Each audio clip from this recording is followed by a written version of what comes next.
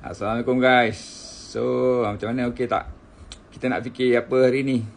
So hari ni kita nak fikir pasal apa? Fikir pasal andai kata harimau dan singa kan yang menjadi khalifah di muka bumi ini. Dan bukannya manusia. Macam mana agaknya?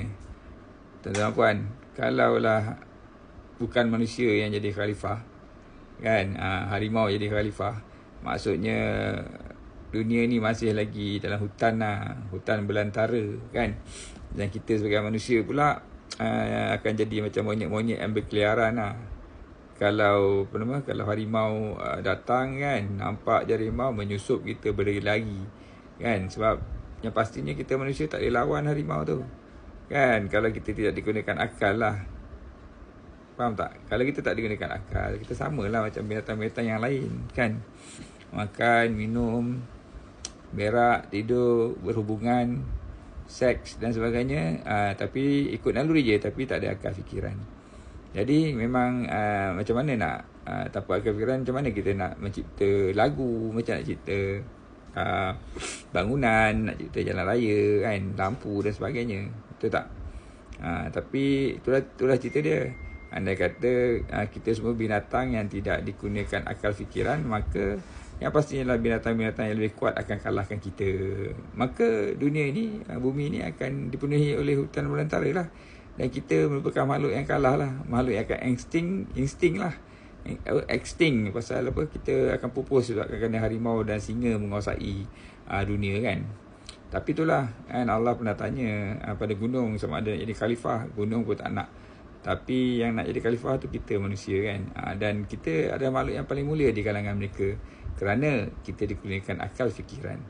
Jadi dengan akal fikiran ni lah kita mencipta itu dan ini. Kita mencipta perkataan kan. Lain negara lain perkataan, lain negara lain bahasa dia. Kita mencipta perbuatan kan. Lain negara lain perbuatan dia, lain tindak tanduk dia, lain hukum hakam dia. Kita mencipta lagu, lain negara lain lagu dia, lain tarian dia, lain kebudayaan dia kan. Sebab kita digunakan dengan akal fikiran tu tadi kan.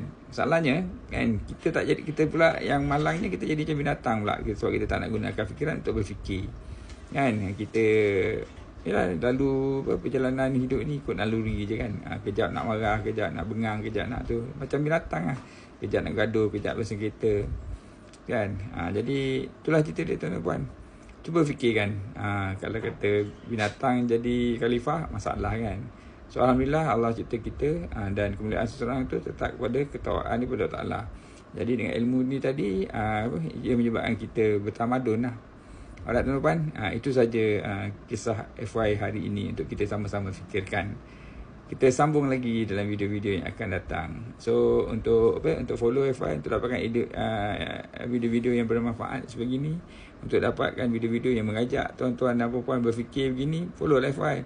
Follow FY dekat sini kat TikTok ni, dekat social media ni. Dan kalau kata anda nak belajar pasal saham, follow FY dekat yang FY punya TikTok yang satu lagi, TikTok Faizal Yusof tu. Kita jumpa lagi tuan-tuan untuk idea-idea pemikiran yang akan datang. Jumpa lagi. Assalamualaikum. Bye.